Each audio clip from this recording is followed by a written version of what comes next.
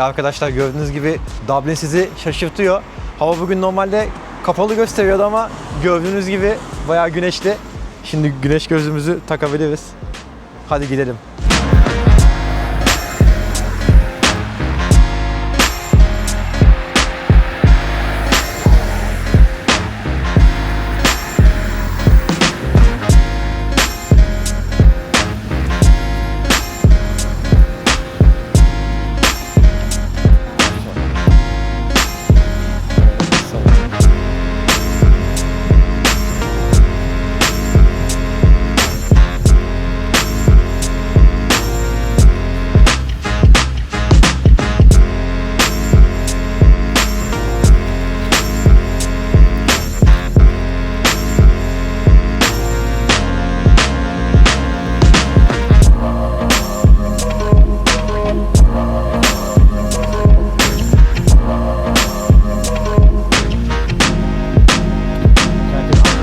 Burası benim bir tane favori kahve dükkanlarından bir tanesi.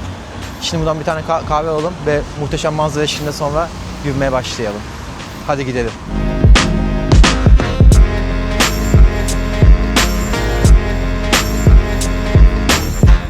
Evet, selam arkadaşlar. Şimdi kahvemizi aldık. Kanaldan yürümeye başladık. Havayı normalde bugün aslında kapalı bekliyordum. Size bugün kanalda yürürken ayrıca biraz da dertleşmek istiyorum. Türkiye'de 7 senelik tecrübem vardı uzman kimyagerken. Fakat beni buraya ne itti de geldim? Ne oldu da hayatımda buraya gelmek istedim? Biraz size onlardan bahsetmek istiyorum. Buradan Herbert Park'a doğru gideceğiz. Hem de giderken sizle dertleşelim istiyorum. Hadi bakalım. Hem şimdi yürüyelim hem de size yavaş yavaş ben bu süreci anlatayım. Size burada bir şey göstermek istiyorum. Bu Dublin'in bayağı ikonik manzaralarından bir tanesi. Bu görmüş olduğunuz The Boat genelde restoran olarak kullanılıyor. Fakat şu an tabii kış olduğu için bazıları böyle hem bakım yapılıyor hem de kapalı. Tabii herkes yani bu dışarıdan görüyor. Fakat bir de aslında herkes finalini görüyor. Aslında bir de buraya gelene kadar nasıl olduğunu görmek için pek çok şey feda ediliyor. Tabii bunu insanlar gözden kaçırıyor.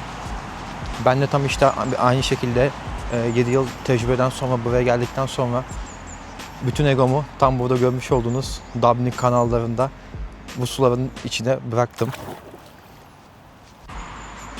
Tabii daha sonra burada ilk sürecim iş aramakla başladı. İşi yani ilk geldikten bir hafta sonra buldum. Garson olarak çalışmaya başladım bir tane golf kulübünde. Fakat 7 yıl kimya geldikten sonra burada gelip çalışmak ilk başlangıçta hiç de kolay olmadı. İlk başta dil okuluna gidiyordum. Dil okulundan çıkıp daha sonra işe gidiyordum. İlk başta bu süreç tabii ki benim için çok yorucuydu. Yani bu sabah 6.30 civarı uyanıp akşam 11-12'ye kadar çalışmaktan bahsediyorum. Ve hiç durmadan bu süreç yaklaşık 1,5 yıl boyunca devam etti. Fakat tabii bu dönemi hatırlıyorum. İşe giderken otobüste gidiyordum. Yaklaşık işe gitmekte 2 saatimi alıyordu. Bu çok çünkü burada otobüsler evet var ama o kadar sık ve sürekli değil ve arada yağmur yüzünden sürekli iptal oluyor. Bu beni çok zorluyordu. Daha sonra ilk scooter'ımı aldığım günü hatırlıyorum. Gerçekten ilk scooter'ımı aldığımda bu benim için büyük zaferdi çünkü 2 saatlik yol 20 dakikaya düşmüştü. Bu beni gerçekten çok mutlu etmişti. Aslında yani size burada demek istediğim bu ada ülkesi size şunu öğretiyor.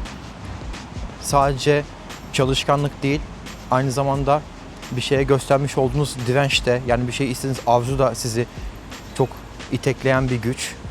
Ve ben o aynı kararlılıkla supervisor'lığa geçtim ve şu anda asistan menajer olarak devam ediyorum çalışma hayatıma. Yani burada aslında sadece şuna odaklanmanız gerekiyor. Her gün o kapıdan çıkarken her şeye sıfırdan başladığınızı kabullenip o şekilde, o azimle, o istekle çalışmanız gerekiyor her gün. Ve ben bunu kabullendim buraya geldiğimde. Ve aynı arzuyla hala aynı şekilde devam ediyorum. Demek istediğim şu, bu yol düz bir çizgi değil. Aslında sizin ne kadar dirençli olduğunuza bağlı olan bir direnç yolu. Şimdi Portobello'dan otobüse bineceğimiz yere kadar geldik. Şimdi otobüse bineceğiz. Buradan da size otobüse bindikten sonra biraz manzara vermek istiyorum Herbert Park'a doğru giderken. Hepinize iyi seyirler.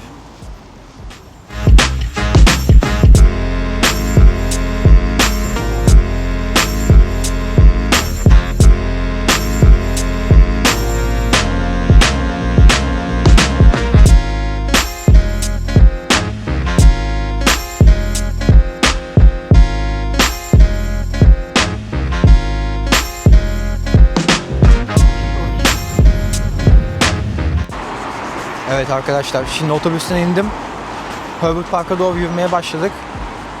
Normalde aslında işe giderken dediğim gibi scooter kullanıyordum. Fakat bugün otobüste buraya gelmek daha kolay olduğu için otobüste gelmeyi tercih ettik. Şu anda Herbert Park'a doğru yürüyoruz. Aslında her gün işe giderken şunu düşünüyorum. Çünkü scooter'ımla işe giderken çok fazla düşünme şansım oluyor. Benim için böyle bir dinlenme alanı gibi bir şey aslında. Hiçbir şeyi odaklanmadığım, sadece yola odaklandığım, onun dışında düşünebildiğim bir alan benim için. Bu arada Türkiye'de yaşarken benim kendi arabam vardı. Fakat buraya gelince, buraya gelmeden önce arabamı satmıştım. Fakat 3 yılın sonunda şu an full ehliyetimi aldım. Sadece daha henüz kendi arabam yok burada. Umarım onu da ilerleyen zamanlarda alabilirim. Aslında her gün şunu düşünüyorum. Laboratuvarda uzun süre çalıştıktan sonra laboratuvar ortamından çıkıp çok yoğun bir restoranda tekrar çalışmaya başlamak benim için çok muazzam bir değişimdi. Ama sadece şunu size diyebilirim. Buraya gelirken, Türkiye'den geldiğimde sadece bir şey yanımda getirdim. Orada edindiğim disiplini ve titizliği ve verdiğim kaliteye önemi asla bırakmadım. O da benimle birlikte buraya geldi. Sizi yurt dışında tutan şey diplomanız değil, kendi özünüze duyduğunuz saygı ve buraya getirdiğiniz, size birlikte olan bu tekrar inşa etme yeteneği olduğunu düşünüyorum. Ve ben de her zaman buna inandım ve kendime inandım. Ve burada tekrar sıfırdan bir yaşam inşa etmeye başladım. Evet arkadaşlar, Herbert Park'a geldik. Şimdi buradan yemek standlarının olduğu yere doğru yürüyeceğiz. Burada her pazar bu yemek standları kuruluyor. Dünya mutfağından çok güzel yemekler bulabilirsiniz. Biz de şimdi onun için geldik ve bakalım neler keşfedeceğiz. Ve gördüğünüz gibi çok fazla yağmur yağdı son günlerde. Bugün hava şanslıyız, çok güzel. Fakat her yerde böyle ufak göletler oluştu. Evet, bizim bu arada hep Linder'le İngilizce konuşuyoruz. Fakat bizim evde hep İspanyolca, İtalyanca ve Türkçe birbirine karışıyor. Aslında çok sesli bir evimiz var. Evet, şimdi gidelim ve bakalım, belki güzel yemekler buluruz. Linda, what do you think? Can we find Turkish food as well here? Why not? Okay. Hadi bakalım gidelim.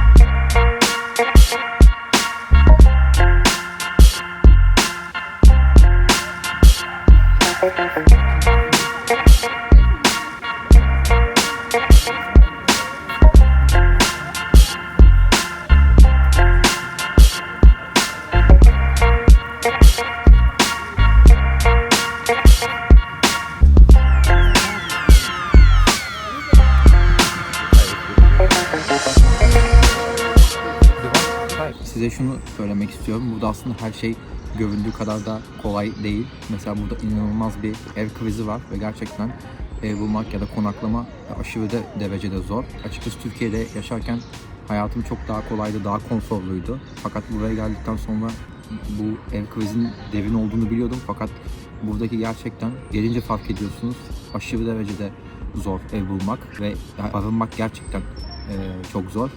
Aslında size burada söylemek istediğim şu, Türkiye'deyken hayatım çok daha konforluydu çünkü orada en azından ev bulmak falan çok daha kolay.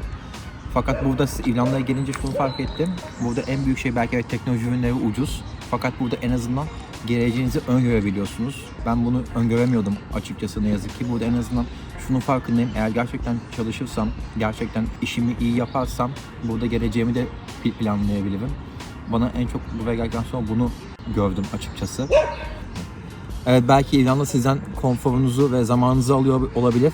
Ama karşılığında size ne geri veriyor diye eğer söyleyecek olursam, her şeyi kontrol etme duygusunu, gücünü tekrar geri veriyor. Size şunu sormak istiyorum. Siz konforunuzdan vazgeçmek karşılığında bunu yapar mıydınız? Bir anda bütün kariyerinizi bırakıp başka bir ülkeye gider miydiniz?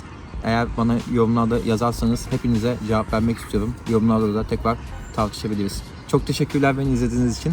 Bir dahaki videomda görüşmek üzere. Hoşça kalın.